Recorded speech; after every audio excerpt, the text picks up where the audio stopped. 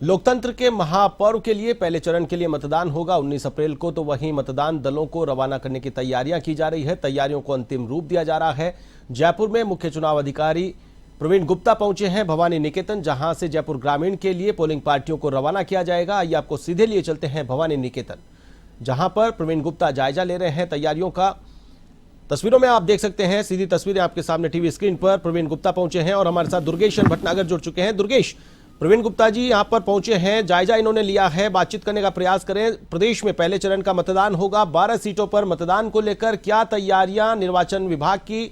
शांतिपूर्ण तरीके से जिस प्रकार से स्वीप कार्यक्रम के तहत मतदान प्रतिशत को बढ़ाने की बात हो, या फिर समय पर यह मतदान संपन्न हो, ईवीएम में खराबी नहीं आए, पोलिंग कैसे न कैसे निर्बाध रूप से संपन्न हो, ये तमाम व्यवस्थाएं की गई हैं। सुरक्षा व्यवस्थाओं का जायजा यहां पर लेते हुए, व्यवस्थाओं को बारीकी से जांचते हुए प्रवीण गुप्ता एक बार बातचीत करने का प्रयास करें। दुर्गेश जी जी जी बिल्कुल बिल्कुल। देखिए, प्रवीण गुप्ता साहब यहाँ पर आए हैं और सारा जो यहाँ की व्यवस्था है उनको वो देख रहे हैं।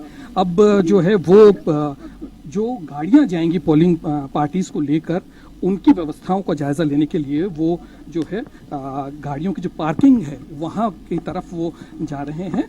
और किस तरीके से कल व्यवस्था बैठे, किसी तरीके की कोई अव्यवस्था ना हो, उसका जो है वो सारा जायजा ले रहे हैं। किसी भी तरीके की कोई परेशानी ना हो, पोलिंग पार्टीज को नहीं हो, सारी व्यवस्थाएं जो हैं जो दुरुस्त रहे। सुबह से ही, क्योंकि पोलिंग पार्टी आ जाएंगी, सुबह 7 बजे का जो है वो कॉल टाइम दिया गया है और करीब घंटे 2 घंटे का टाइम जो है उनको अपने डॉक्यूमेंट्स, ईवीएम और वीवीपैट और उसके साथ साथ खाने पीने, रहने सोने की जो है व्यवस्था का सामान लेना होगा। ये गाड़ियां जो है आप देख सकते हैं कि यहाँ पार्किंग की गई है और इस पार्किंग के अंदर बसेस, गाड़ियां जो हैं वो लगी है, जिसके अंदर पोलिंग पार्टीज जो है वो जाएंगी। नंबर है, क्या है गाड़ी? बिल्कुल सीधी तस्वीरें हम दिखा पा रहे हैं आपको। निर्वाचन विभाग की जो तैयारियां हैं भवानी निकेतन में, किस प्रकार से पोलिंग पार्टियों को रवाना करने की व्यवस्थाएं की गई है, उनका जायजा लिया जा रहा है। आपको बता दें, जयपुर ग्रामीण के लिए विभिन्न विधानसभा क्षेत्रों के लिए मतदान दलों को रवाना किया जाएगा। संसदीय सीट के लिए पोलिंग होगी। जयपुर जिले में 2 संसदीय सीटें हैं, जयपुर शहर और ग्रामीण, जिसको लेकर तैयारियां की गई है। जयपुर में 3 स्टेशन बनाए गए हैं जहां पर मतदान दलों को मतदान सामग्री देकर रवाना किया जाएगा। दुर्गेश भटनागर, क्या अपडेट?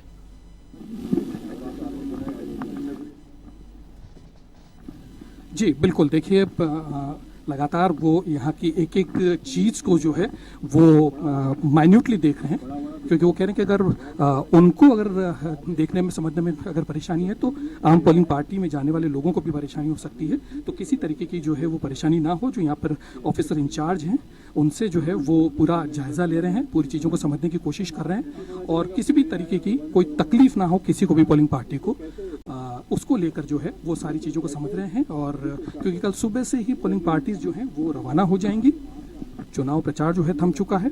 और आपको ये भी बता दें कि हर तरफ से जो है वो इलेक्शन कमीशन हर तरफ से जो है वो निगरानी भी पूरी तरीके से रख रहा है।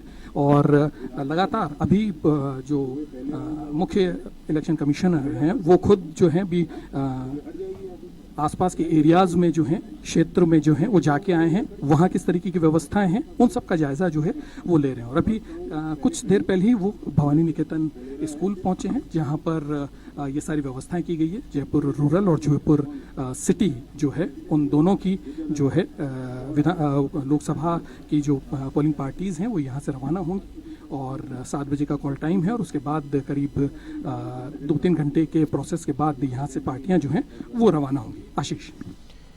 बिल्कुल दुर्गेश, यहां से कितनी पोलिंग पार्टियां रवाना की जाएगी? सुरक्षा व्यवस्था के लिए क्या व्यवस्थाएं की गई हैं? कितने पुलिसकर्मी एक पोलिंग स्टेशन के लिए तैनात किए गए हैं? संवेदनशील, अति संवेदनशील जो पोलिंग बूथ है उनके लिए क्या व्यवस्थाएं की गई है? इसके अलावा जो शिकायत मिलती है ईवीएम की खराबी की, उसके लिए क्विक रेस्पॉन्स टीम का क्या रोल रहेगा? किस प्रकार से वो काम करेंगी? कितने पोलिंग बूथ पर एक क्विक रेस्पॉन्स टीम लगाई गई है?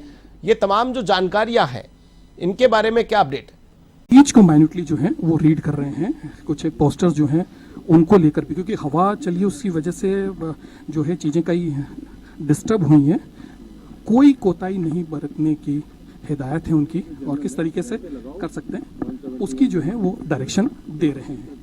बिल्कुल हम देख पा रहे हैं जिस प्रकार से एक एक बैनर पोस्टर जो वाहनों पर पैम्पलेट्स लगाए गए हैं, स्टिकर लगाए गए हैं, उन्हें खुद ने रीड किया है, क्या कुछ उन पर सूचनाएं जा रही है, क्या उनमें कोई तकनीकी गड़बड़ी तो नहीं है, क्या किसी प्रकार की कोई खामी तो नहीं है, उसको बारीकी से जांच रहे हैं। और एक बड़ी बात है कि पूरे प्रदेश में जिसके कंधों पर इस चुनाव को शांतिपूर्ण संपन्न कराना है, जिम्मा है, वो खुद एक एक चीज को बारीकी से चेक कर रहे हैं और यहां पर तमाम जो व्यवस्थाएं की गई हैं उन व्यवस्थाओं का निरीक्षण कर रहे हैं। हम देख पा रहे हैं एक एक चीज की पूरी बारीकी से जानकारी लेते हुए किस प्रकार से पोलिंग पार्टियां रवाना होंगी, वाहनों में कैसे जाएंगी, सुरक्षाकर्मी कैसे क्या करेंगे, ये सारी बातें हम देख पा रहे हैं। जिस प्रकार से प्रवीण गुप्ता एक एक चीज की जानकारी यहां पर ले रहे हैं, हम देख पा रहे हैं, समझ पा रहे हैं, अधिकारियों से वो चर्चा कर रहे हैं किस प्रकार की कोई चूक ना हो, कहीं पर पोलिंग पार्टी को किसी प्रकार की समस्या ना हो, मतदान में जो कर्मी लगेंगे मतदान कर्मियों को किस प्रकार से सहूलियत रहे, मशीन को लेना है, ईवीएम को कलेक्ट करना है, यहां से रवाना होना है, ईवीएम को ऑपरेट करने का हालांकि प्रशिक्षण दिए जा चुके हैं, लेकिन किस प्रकार से लोगों में ईवीएम को लेकर असंतोष रहता है उसको लेकर भी बातचीत होती है। जी, बात करने का प्रयास करें दुर्गेश। जुड़ गए हैं, हम उनसे जानने की कोशिश करते हैं कि क्या कुछ जो है व्यवस्थाएं हैं। गुप्ता साहब, क्या लगता है किस तरीके की व्यवस्थाएं, कैसा आपको सेटिस्फेक्शन है? देखिए, पोलिंग पार्टी ट्रेनिंग में भी बात आई थी कि पोलिंग पार्टी को पिछले बार से अपेक्षाकृत पिछली बार भी किया था कि इस बार आपने देखा होगा कि जो मशीन है या उनको सामान है वो टेबल पे दिया जा रहा है। आपने देखा एक टेबल लगी हुई है जिस पे उनकी ईवीएम आएगी, उनको कहीं काउंटर पे नहीं जाना है। तो ये एक बहुत बड़ा चेंज है पूरे राजस्थान में। अन्यथा वो लाइन में लग के अपनी एक ईवीएम ले रहा है, एक कोई फॉर्म्स ले रहा है, कोई बैग ले रहा है, तो ये उनको ट्रेनिंग के साथ साथ यहाँ दिया जाएगा। दूसरा एक होता है वाहन व्यवस्था किस तरह से होगी, तो वाहन का भी देखा आपने सीक्वेंसली लगे हुए हैं, बट उसको काउंटर लगा के उनको बताया जाएगा कि आपको आसानी से जिससे जाने में, और 2 राउंड में हो रहा है, एक बार में 3 विधानसभा है और एक बार में 3 विधानसभा है, और 3 हिस्से में जयपुर को बांटा हुआ है। इसी तरह सब जगह डिस्पैच और कलेक्शन दोनों इम्पॉर्टेंट है, और इसी तरह से यहाँ कलेक्शन भी अलग अलग पॉइंट्स पे जयपुर में कई जगह डिसेंट्रलाइज कलेक्शन होगा, जिससे कि वैसे भी दूदू अब अजमेर में है तो दूदू का कलेक्शन नहीं होगा जयपुर में, जो कॉमर्स कॉलेज में और उसमें होता है, तो जिससे कि पोलिंग पार्टी को कोई असुविधा ना हो सामान जमा करने में और सामान लेने में। तो ये मुख्य फोकस है, जिससे कि वो अपना ट्रेनिंग पे ध्यान दें और उनको जाने में दिक्कत नहीं आए, समय से जाएं आराम से। और साथ में हम लोग उनको, जैसे आप ये भी सुना होगा कि पॉडकास्ट वगैरह भी दे रहे हैं, उनको हम लोग ऑडियोज दे देते हैं कि भाई बस में सुनते हुए जाएं, तो जिसमें डूज एंड डोंट्स हैं या क्या करना है क्या नहीं करना है, ईवीएम के बारे में जानकारी है, तो वो लगातार हम लोग उनको जो सहूलियत दे सकते हैं पोलिंग पार्टी को, या जो उनकी समस्याएं हैं उसको हम लोग सुनिश्चित कर रहे हैं कि किस तरह से आराम से बिना उनको फॉर्म्स की दिक्कत नहीं है। एक तो बुकलेट बना दिया है हम लोग ने इस बार, बुकलेट में फॉर्म्स है, नहीं तो पहले अलग अलग फॉर्म्स होते थे, तो ये ट्रेनिंग में भी उन्होंने कहा कि बहुत अच्छा है। तो उम्मीद है कि जो फेज़ 1 है और गर्मी भी है, तो वो जल्दी यहाँ से 7 बजे से शुरुआत है और 11 बजे सेकेंड राउंड में जो शहर के लोग हैं वो आराम से यहाँ तक, कोशिश रहेगी 12-1 बजे तक सब निकल जाएं और 3-4 बजे तक अपने गंतव्य पे पहुँचें। गुप्ता साहब, ईवीएम खराब होने की भी कई बार चर्चाएं रहती है और उसका बड़ा होता है, क्विक रिस्पांस टीम्स जो हैं वो कितनी हैं, क्या किस तरीके से काम करेंगे उनका? देखिए, ईवीएम्स का जहाँ तक सवाल है, वो सेक्टर ऑफिसर्स हैं, प्रत्येक 10 बूथ पर एक, तो उनके पास रिजर्व ईवीएम्स होती हैं। चाहे मॉक पोल में सुबह खराब हो या रात में कुछ खराब हो, परेशानी आती है, तो सेक्टर ऑफिसर उसको तुरंत बदलते हैं, और वो मेरे ख्याल से कोशिश यही रहती है उनकी 15 से 20 मिनट 25 मिनट का उनका जो एरिया है उसमें वो रहते हैं, और जैसे ही सूचना मिलती है, अगर पोलिंग के समय भी आती है, तो वो चेंज CU है, BU है, वीवीपैट है। वैसे पिछले बार के इलेक्शन में बहुत कम चेंजेस हुए थे। कोशिश यही है कि हमने जो सीलिंग की थी तब सारी मशीनों को देखा है, फिर भी लेकिन गर्मी है और मशीनें जिस तरह से हैंडल की जाती हैं, थोड़ी सेंसिटिव चीज़ है, तो कई बार वो उसका कोई नॉब या कुछ अन्य चीज़ें काम नहीं करती, एरर शो करता है। सुरक्षा एक बहुत बड़ा मुद्दा है, सुरक्षा को लेकर किस तरीके का? सुरक्षा, देखिए कि सुरक्षा कई स्तर पर है। स्ट्राइकिंग फोर्स है, क्विक रेस्पॉन्स टीम है, जैसा आपने बताया, पुलिस पेट्रोलिंग है, एरिया मजिस्ट्रेट हैं, सेक्टर मजिस्ट्रेट हैं। ये तो बाहरी क्षेत्र में है। और पोलिंग स्टेशन का जहाँ तक सवाल है, वो CAPF होगी, वेबकास्टिंग होगी 50%, माइक्रो ऑब्जर्वर्स हैं, वीडियोग्राफी है, और जो जिस तरह से क्रिटिकल पोलिंग स्टेशंस हैं तो उनमें ज़्यादा होता है, CAPF का कंपोनेंट होता है, साथ में वेबकास्टिंग, माइक्रो ऑब्जर्वर और अन्य चीज़ें होती हैं। तो इस तरह से सुरक्षा और क्विक रिस्पांस इम्पॉर्टेंट है। हम लोग इसको मैपिंग भी कर रहे हैं, हमारी कौन सी गाड़ी कहाँ खड़ी है, कौन सी, जिस तरह से FST SST का करते हैं, तो जिससे कि कौन सी, किसको जाना है, किसको तुरंत भेजना है, वो मॉनिटर किया जा सकेगा। तो हम लोग इसको GIS मैप से मैपिंग भी कर रहे हैं हमारे व्हीकल्स को। और हमारा जिस तरह से विधानसभा में रेस्पॉन्स टाइम बहुत कम था और हम लोग कोई लॉ एंड ऑर्डर सिचुएशन नहीं रही और रीपोल भी नहीं हुआ, तो यही हम लोग लोकसभा इलेक्शन में भी स्ट्रैटेजी रखी है। इस बार सारे रिकॉर्ड तोड़ दिए, सीजिंग की जो कार्रवाई हुई है उसको आप कैसे देखते हैं? देखिए, सीजर्स जहाँ तक सवाल है, ये एक जिस तरह से ड्रग है, लिकर है, या कैश है, बुलियन है, या फ्रीबीज है, तो कुछ भी हो सकता है। सब राज्यों में अलग अलग होता है, और ये राजस्थान में ड्रग और लिकर का ज़्यादा है, कैश का भी थोड़ा कम है। लेकिन हमारी जो टीमें थी और FST SST 3800 FST SST थी, उन्होंने लगातार 24/7 काम किया। और इस बार आपने देखा होगा कि लोगों का भी जो बात आती थी, छोटे छोटे हेरेसमेंट की बात आती थी कैश को लेकर, उसको भी हमने, हमारी डिस्ट्रिक्ट ग्रीवांस कमेटी ने अच्छे से डील किया। कुछ जो सीख थी हम लोगों के लिए विधानसभा चुनाव से, तो मुझे उम्मीद है कि लेवल प्लेइंग फील्ड है। और आज शाम 6 बजे से प्रचार बंद हो गया, साइलेंस पीरियड हो गया, और अब कोई भी प्रचार नहीं कर सकेगा। और अब जो भी वोटर नहीं है उसको लोकसभा क्षेत्र छोड़ना होगा, जो भी प्रचार करने आए थे या अन्य उससे आए थे। अगर वो वहाँ के वोटर नहीं है तो उनको लोकसभा क्षेत्र के बाहर जाना होगा। ऐसी हमारी पुलिस की टीम और जिला निर्वाचन अधिकारी की टीम सुनिश्चित कर रही है। साथ में साइलेंस पीरियड में जो एडवर्टाइजमेंट भी होते हैं, चाहे वो प्रिंट मीडिया में हो, वो भी MC कमेटी के अनुमति से ही जारी होंगे, और किसी भी तरह का कोई एडवर्टाइजमेंट बिना अनुमति के जारी नहीं होगा। तो ये कुछ बातें साइलेंस पीरियड की है। बॉर्डर को हमने सील कर दिया है शाम 6 बजे से, तो जो भी बाहर जा रहे हैं वो वोटर नहीं है, और जो आएंगे, बॉर्डर एक तरह से सीलिंग का मतलब है अननेसेसरी लोग, इस तरह के एलिमेंट्स ना आए जो चुनाव को प्रभावित करने का इस समय कोशिश करें। नवाचार आपके साथ जुड़े रहते हैं हमेशा, कुछ न कुछ नवाचार आप करते हैं, इस बार क्या क्या नवाचार? देखिए, IT टेक्नोलॉजी सुविधा किस तरह से लोगों को, हमारे पोलिंग पार्टी को ही देनी हो या आपस में कुछ आदान प्रदान करना हो, पोस्टल बैलेट, एसेंशियल सर्विसेज हमने आप लोगों के लिए भी स्टार्ट किया, सबके लिए, जो धीरे धीरे ये पहले नहीं था। तो पोस्टल बडी करके एक ऐप बनाया, जिससे कि आसानी से हमारे पोस्टल बैलेट्स का हम लोग एक ज़िले से दूसरे ज़िले में निराकरण कर सके, तो उसका बहुत फ़ायदा हुआ, उसकी अकाउंटिंग करने में और सारी चीज़ें करने में।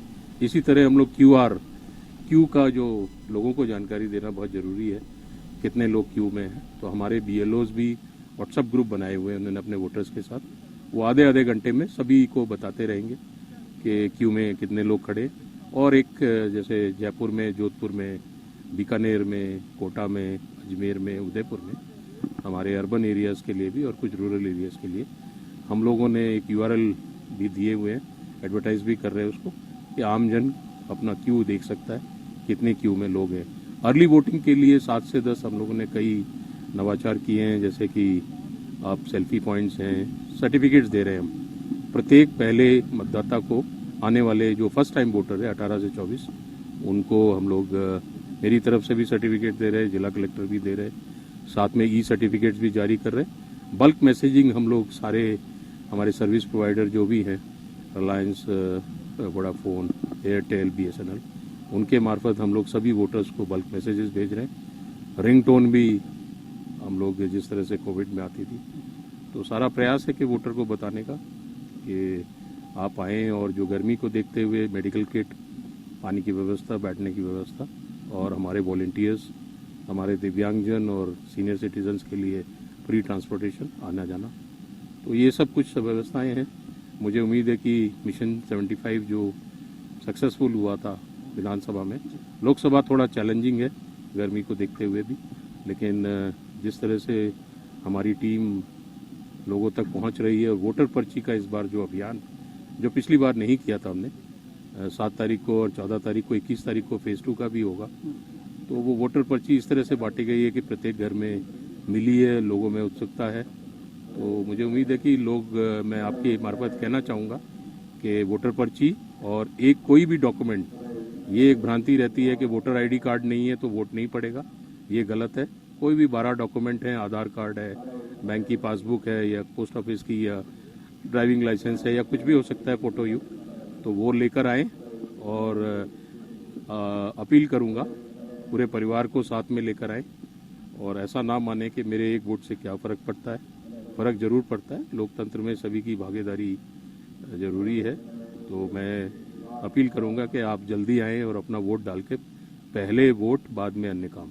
एक आखिरी सवाल, 2 चरण में हमारे राजस्थान में चुनाव हो जाएंगे, काउंटिंग 4 जून की है, बड़ा लंबा पीरियड है, कैसे देखते हैं आप उसको? देखिए, ईवीएम गार्डिंग हमेशा से CAPF होती है।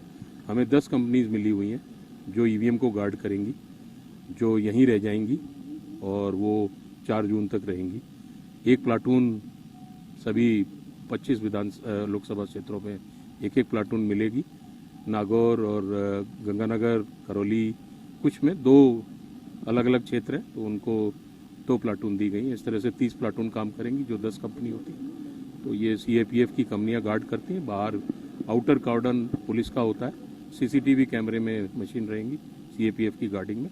कैंडिडेट्स के रूम सील करने के बाद वो 24 घंटे उसकी गार्डिंग रहेगी, और CCTV में फुटेज होगा। तो आशीष, आपको बता दें कि ये chief election commissioner Praveen Gupta थे, हमसे बात कर रहे थे। इस बार कई तरीके के नवाचार जो है वो किए गए हैं, और सबसे बड़ी बात ये कि पहले जैसा कि देखा गया है कि जब पोलिंग पार्टीज आती थी तो लाइन में लगकर उनको EVM इशू करानी पड़ती थी, सारे डॉक्यूमेंट्स लेने पड़ते थे, सारे व्यवस्थाओं के साथ उनको जो है वो सारी चीज़ें लेनी पड़ती थी, और उसमें खासा लंबा टाइम लगा करता था, और उसके बाद वो गाड़ी में बैठ कर अपनी डेस्टिनेशन के लिए जाते थे। लेकिन इस बार एक नवाचार जो है वो किया गया है। इसके अंदर आज जो पोलिंग पार्टी के जो लोग हैं जो पोल कराने जाएंगे, वो बैठेंगे और उन तक जो है EVM और उनके डॉक्यूमेंट्स और वो सारी चीज़ें जो है उन तक पहुंचेगी। ये एक जो है नवाचार किया है, और जिस तरीके से हमसे अभी बात हुई है पूरी तरीके से वो इस बात से सेटिस्फाइड है। पूरा जो चुनाव है, जिस तरीके से विधानसभा में चुनाव कराया गया था इलेक्शन निर्वाचन विभाग ने, वैसा ही इस बार भी होने की पूरी उम्मीद है। जी आशीष। बिल्कुल दुर्गेश, जिस प्रकार से जो व्यवस्थाओं की जायजा लेने की यहां पर कोशिश की गई है, जायजा लिया गया है, प्रवीण गुप्ता ने एक चीज को बारीकी से देखा है, तो ये वो व्यवस्थाएं हैं जो मतदान कर्मियों को यहां उपलब्ध कराई जाएगी। आमजन को यही सुविधाएं नहीं मिलने वाली है, लेकिन ये मतदान दलों को, मतदान कर्मियों को यहां पर सुविधा हो, उनको किसी प्रकार की असुविधा ना हो, जो भी बूथ उनको संभलाया जाए उसकी EVM उनको आसानी से मिल सके। पहले देखा जाता था कि EVM लेने के लिए जो कर्मचारी आ रहा है, जिसकी चुनाव में ड्यूटी लगी है, वो परेशान हो जाता था और चुनाव की ड्यूटी कटाने की जुगत में लग जाता था।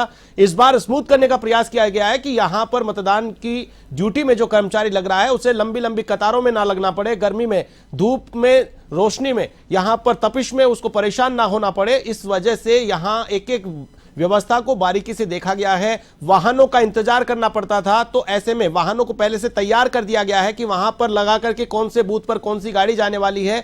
यहां लाउड स्पीकर लगा करके जो व्यवस्थाएं, ये तमाम जो छोटी छोटी बातें हैं जिनसे कि अव्यवस्था हो सकती थी और मतदान के काम में जुटे कर्मचारी इधर उधर भटकते रहते थे, उन्हें किसी प्रकार की असुविधा ना हो, उन्हें सुविधा मिले, ये एक व्यवस्था बनाने की कोशिश की गई है, और उसका जिम्मा लिए हुए हैं खुद प्रदेश के मुखिया प्रवीण गुप्ता। जी दुर्गेश।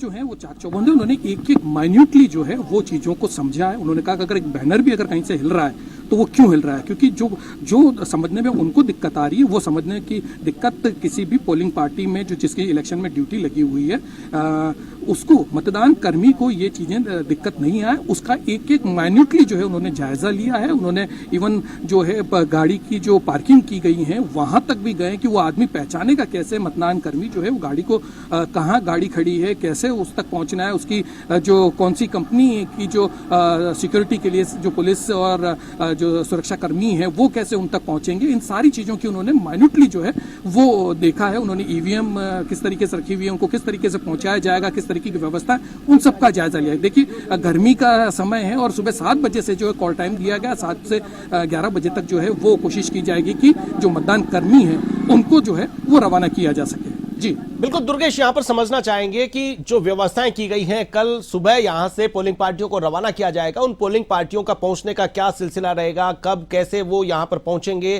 फिर उसके बाद बैक टू बैक क्या प्रक्रिया होगी और कितने समय में एक विधानसभा क्षेत्र की या ये यूं कहें कि एक बूथ के लिए जो पोलिंग पार्टी है उसको रवाना होने में कितना समय लगेगा, कितनी देर उसे वेटिंग एरिया में बैठना पड़ेगा, ईवीएम लेने में कितना समय लगेगा, आरओ है उनको कितना समय लगेगा, कुछ प्रक्रिया बता पाएंगे आप?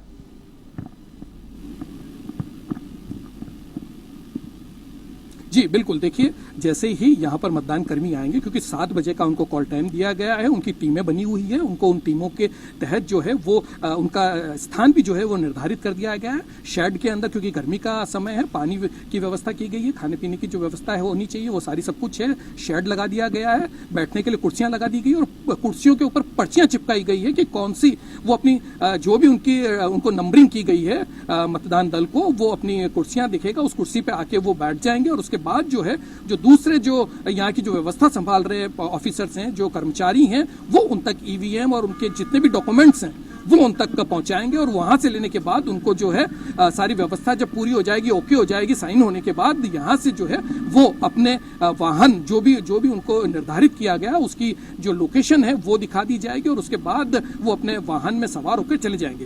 पहले जो है वो ग्रामीण जो क्षेत्र है वहां के लोग बाग रवाना होंगे, जयपुर ग्रामीण लोकसभा क्षेत्र के जो मतदान कर्मी हैं वो रवाना होंगे और उसके बाद जयपुर, क्योंकि जयपुर में सब चीजें आसपास है, तो उनका जो है वो सेकंड लॉट के अंदर उनको रवानगी दी जाएगी। जी बिल्कुल दुर्गेश, इसके अलावा एक और चीज है कि जो कि लोकसभा चुनाव में किस प्रकार की व्यवस्था की गई है, क्योंकि विधानसभा चुनाव में देखा गया था कि भवानी निकेतन से जो पोलिंग पार्टियां रवाना हुई थी, लेकिन counting Rajasthan college, commerce college में हुई थी, तो जब ईवीएम को जमा करने की बात थी तो वो भवानी निकेतन में जमा करने की बजाय डायरेक्ट वहां पर जमा करने की थी। ऐसी व्यवस्थाएं क्या इस बार व्यवस्था की गई है लोकसभा चुनाव में, जहां से पोलिंग पार्टी रवाना होगी वहीं पर ईवीएम लाके जमा करानी होगी या फिर जहां काउंटिंग होगी उसी जगह वो ईवीएम जमा कराई जाएगी?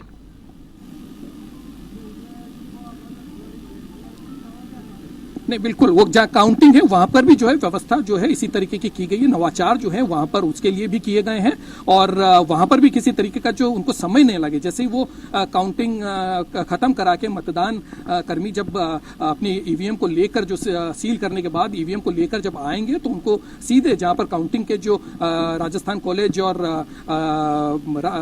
कॉमर्स कॉलेज के अंदर जो व्यवस्था की गई है वहां पर भी इसी तरीके की व्यवस्था रहेगी। उनको कम से कम समय लगे, जल्द से जल्द वो अपनी जो ईवीएम है वो जमा करा सकें और सारा डॉक्यूमेंटेशन जो है वो कर सकें और उसके बाद वो कम से कम समय में वहां से रवानगी ले सकें, इसकी व्यवस्था भी की गई है। तो पूरी एक एक चीज के ऊपर नजर है इलेक्शन कमीशन की और उनका कोशिश यही है कि किसी भी तरीके की अव्यवस्था ना हो। जी आशीष।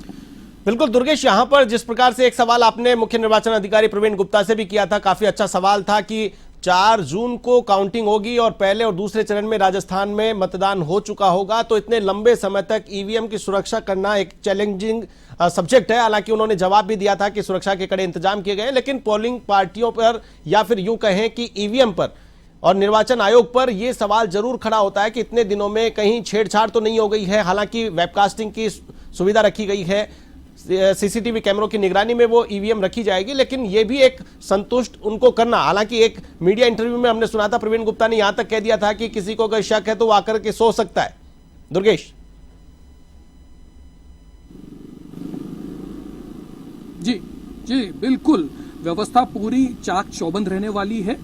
जो है वहां पर केंद्रीय एजेंसी की जो प्लाटून्स हैं वो वहां पर 24 घंटे 24/7 जो है वो उनके सुरक्षा में वो पूरा एरिया रहने वाला है, सीज हो जाएगा और एरिया, उसकी वेबकास्टिंग रहेगी, वीडियो जो है वो 24/7 जो है वो वीडियो जो है लगातार चलेगा, उसके लिए मॉनिटरिंग सेल है जो उसको मॉनिटर करती रहेगी। तो 26 तारीख के बाद जब सेकेंड फेज के चुनाव हो जाएंगे तब ईवीएम जब उसकी आके जहां काउंटिंग होनी है वहां पर आएगी, उसके बाद से पूरी तरीके से चाक चौबंद सुरक्षा रहने वाली है और लगातार जो है वहां पर इन मॉनिटरिंग भी रहेगी। इलेक्शन कमीशन जो है वो भी अपने जो अधिकारी है उनको वहां पर डिप्यूट करेगा और उसके साथ साथ लगातार उसकी मॉनिटरिंग होगी, डे टू डे की जो है रिपोर्ट जो है वो बनेगी, उसके साथ साथ पूरा वीडियोग्राफी भी वहां पर होती रहेगी और सीसीटीवी से जो 24/7 जो है उसकी मॉनिटरिंग होगी। इसलिए कहीं कोई पंछी भी कोई पर मार दे ऐसी स्थिति नहीं रहेगी, क्योंकि बड़ा इंपॉर्टेंट मामला है, क्योंकि काफी करीब 1.5 महीने के बाद जो है काउंटिंग होगी, तो एक चैलेंजिंग जरूर है लेकिन उसकी पूरी जो है तैयारी की है, ऐसा प्रवीण गुप्ता ने हमसे कहा। जी बिल्कुल, चलिए, तमाम जानकारी के लिए बहुत बहुत शुक्रिया। तो ये थे हमारे वरिष्ठ संवाददाता दुर्गेशन भटनागर जो हमारे साथ लाइव जुड़े थे भवानी निकेतन से, जिन्होंने मुख्य निर्वाचन अधिकारी प्रवीण गुप्ता से बातचीत की, निर्वाचन से जुड़ी हुई पूरी जानकारी उन्होंने ली और आप तक पहुंचाई। किस प्रकार से निर्वाचन आयोग ने इस बार व्यवस्था की है लोकसभा चुनाव को लेकर। राजस्थान में इस बार 2 चरणों में चुनाव संपन्न होगा। आपको बता दें 19 अप्रैल को प्रथम चरण के चुनाव के लिए 12 लोकसभा सीटों पर मतदान होगा। मतदान की तैयारियों को अंतिम रूप दिया जा रहा है। कल सुबह पोलिंग पार्टियां रवाना होगी, उनकी तैयारियों का जायजा लेने पहुंचे मुख्य निर्वाचन अधिकारी प्रवीण गुप्ता।